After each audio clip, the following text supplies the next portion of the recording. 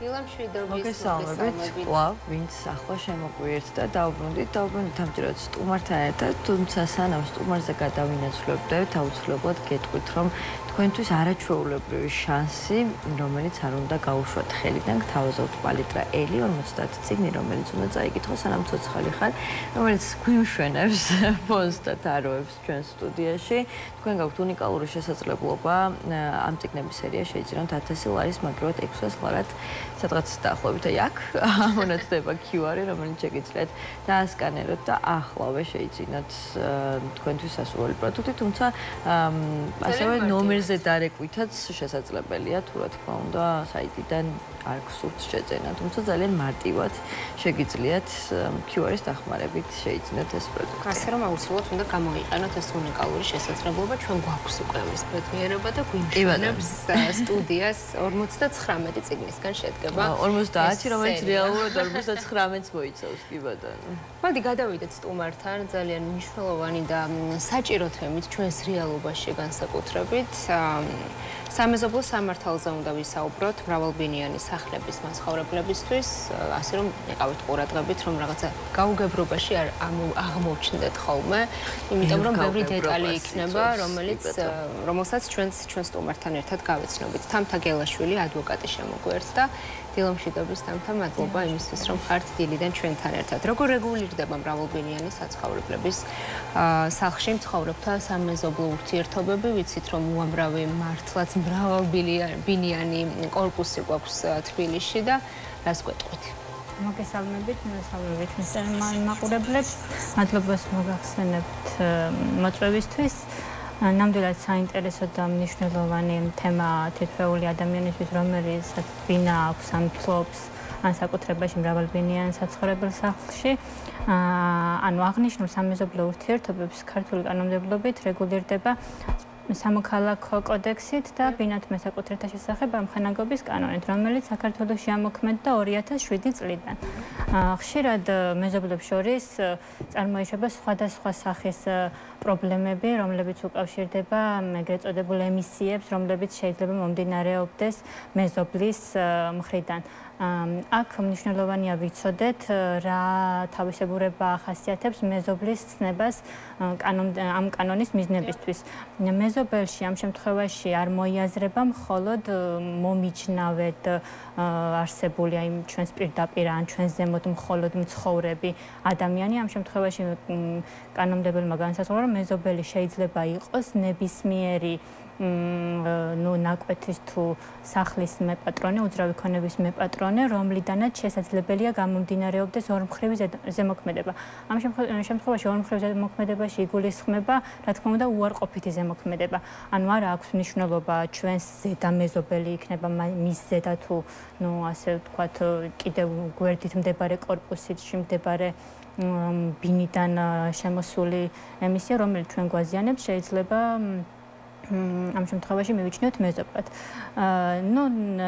ქართული კანონმდებლობაში, ნახეთ, სამოქალაქო კოდექსში სამეზობლო ურთიერთობების მოწესრიგებელი ნორმა იწყება ურთიერთპატივისცემის ვალდებულებით. სწორედ აქედან უნდა ამოვიდეთ, როდესაც ჩვენ ვსაუბრობთ, როგორ დავარეგულიროთ მეზობლებს შორის ურთიერთობა, ურთიერთპატივისცემით და თმენის ვალდებულებით. ეს არის ძირითადი ის პრინციპები, რომლებიც განსაზღვრავენ სამეზობლო სამართალს როგორ მოვაწესრიგოთ. მაგრამ რა თქმა უნდა, ხშირია ისეთი შემთხვევები, როდესაც ამ ნორმების გამოყენება ვერ ხერხდება, ისეთ მძიმე ემისიებს აქვს ადგილი, რომელიც თმენაც შეუძლებელია და ამ შემთხვევაში შემოდის დღის წესრიგში, როგორ დავარეგულიროთ ეს საკითხები.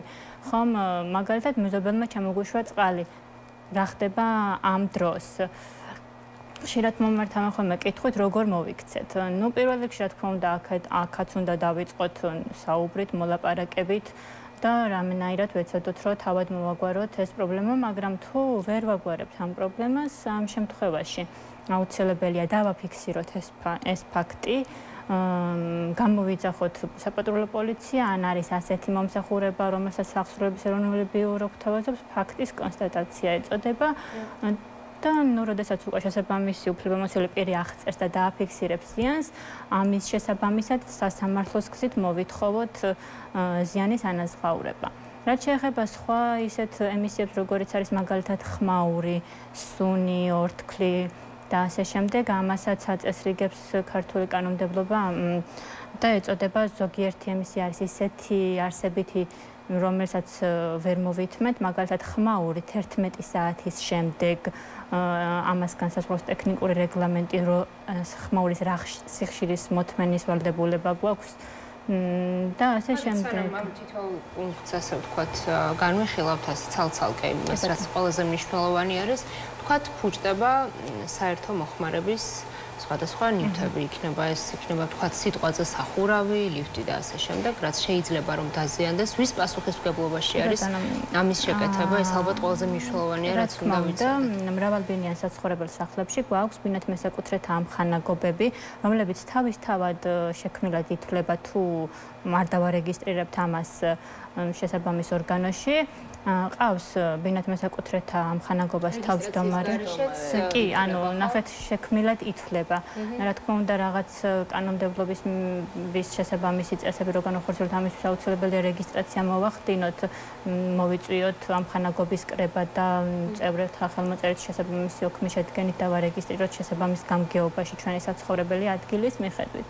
მაგრამ თუ მაგალითად ეს არ გვაქვს განხორციელებული, მაინც ითვლება რომ ამხანაგობა შექმნილია თუ ორზე მეტი ბინა მდებარეობს მრავალბინიან სახლში და ამხანაგობის წევრები თვითონ წყვეტენ ვინ განახორციელოს ამ შემთხვევაში ამხანაგობის თავმჯდომარის უფლებამოსილება. საერთო სარგებლობის ფართებია ისეთი ფართები როგორც არის ლიფტი, სადარბაზო, კიბის უჯრედი და სხვა ნებისმიერი მსგავსი კონსტრუქციული ნაგებობა. ამ შემთხვევაში ამ ფართების მოვლის ვალდებულება და ზრუნვის ვალდებულება წარმოიშვება ამხანაგობის თითოეულ წევრს ერთობლივად. და ვალდებული არიან იზრუნონ ამაზე. მაგალითად, თუ არსებობს უკვე რეგისტრირებული ბინათ მესაკუთრეთა ამხანაგობა, ტარდება კრება და ამ კრებაში კრება წყვეტს, როგორ უნდა მოაგორონ ეს საკითხი. მაგრამ მაგალითად ხშირად არის ხოლმე ისეთი შემთხვევები, როდესაც ერთი მეზობელი ამბობს, რომ ანუ მე არ ვცხოვრობ მაგალითად ზედა სართულზე და არ გავიღებ სახურავის შეკეთების ხარჯებს, ხო? ან ნუ პირიქით სარდაფში და სარდაფია შესაკეთებელი და ნუ ზედა მეზობელი. კი ბატონო. აი ესეთ შემთხვევაში კანონმდებლობის თვალსაზრისით როგორ უფრო სწორია? ასეთ შემთხვევაში, როდესაც ერთ-ერთი ამხანაგობის წევრის დავალიანება ამხანაგობის წინაშე 500 ლარზე მეტია, ანუ ეს შეფასება და 500 ლარზე მეტია, ამხანაგობის თავმჯდომარეს თავისი ინიციატივით ან ამხანაგობის წევრების მიმართვის საფუძველზე უფლება აქვს დაარეგისტრიროს ეს ვალდებულება მიბმული ვალდებულების სახით ამ უძრავ ქონებაზე. ანუ შემდგომში თუნდაც გაასხვისოს ეს ბინა მან და შემდეგ მას ექნება ეს ვალდებულება და დავის თუ საქმე იქამდე მივა რომ გახდება სასამართლოში აუცილებელი, რა თქმა უნდა უკვე დაკმაყოფილება მოხდება შესაბამისი ქონებით და ასე შემდეგ. იმიტომ აწესრიგებს ამასაც კანონმდებელი ასე თუ ისე. სხვა ნებისმიერ შემთხვევაში, რომელიც მოგვარებაც ასე ვთქვათ, იმ პრინციპებზე, რომელიც ზემოთ ვახსენე ურთიერთპატივისცემის და თმენის ვალდებულების ფარგლებში ვერ ჯდება, უკვე უნდა მივუმართოთ სასამართლოს და სასამართლო შეაფასებს რამდენად ნამდვილად ქონდა ჩვენთან ისე. თამთა რამდენად ხშირია დღეს ხუთშორის ასე არ გამიგია რომ სამეზობლო დავის გამო სასამართლოსთვის მიემართოთ ან დაფიქსირებული. რამდენად ხშირია დღეს საქართველოში ეს მიმართვიანობა?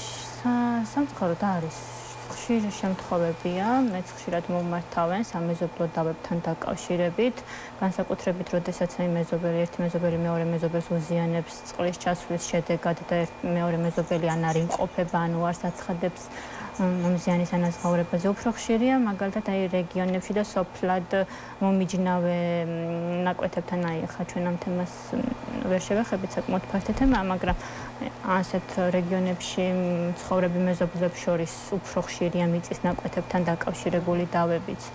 და რა თქმა უნდა, ასევე ხშირია მრავალბინიან საცხოვრებელ სახლებში, აი პარკინგთან დაკავშირებით აქვთ ხოლმე პრობლემა ხშირად. ძალიან პრობლემურია ნამდვილად. ეს ხო, აი პარკინგის თემა არის ყველაზე საინტერესო ამ შემთხვევაში, იმიტომ რომ არ არსებობს ხშირად ხელშეკრულება, არ არსებობს, ვთქვათ, რაღაც ნასყიდობის ხელშეკრულება. უბრალოდ შენაძენია, უბრალოდ სიტყვიერი შეთანხმება. ან ზოგჯერ სიტყვიერიც არა, რომ ეს ადგილი არის ჩემი, იმიტომ რომ ყოველდღურად მეძილად მიმოვდივარ და მე ვაყენებ აქ მანქანას. და შემდეგ ხშირად არის ამის ნიადაგზე გაუგებრობები. აქ როგორ უნდა მოვგვარდეთ? ახალ კანონმდებლობით და ახლა რომელი კორპუსების შენდება იქ შედარებით მოაეცა და კანონმდებელი რომ აეგვარებინა ეს პრობლემა, იმიტომ რომ რამდენი საცხოვრებელი ბინაც არის მშენებელი ვარდლებულია გაითვალისწინოს იმდენი საპარკინგი ადგილი კორპუსში რომ შემდგომში არ წარმოიშვას, მაგრამ ერთ ოჯახს ყავს 2 ან მეტი მანქანა. ხო, ამ შემთხვევაში, რა თქმა უნდა, ეს ადგილი ჩვენ რადგან აქ მანქანას ვაჩერებთ თუნდაც 20 წელი არ ნიშნავს, რომ ჩვენია. და არ შეიძლება მივიჩნიოთ ამ შემთხვევაში ხშირად მოქმედებს ხოლმე დასწრების პრინციპი. ამას ყველაფერს როგორც აღნიშნე სამართალი ვერ დაარეგულირებს, მაგრამ თუ ჩვენ მანქანას ისე ვაჩერებთ, რომ ზღუდავთ სხვის საკუთრების უფლებას, აქ უკვე რა თქმა უნდა შეიძლება შემოვიდეს.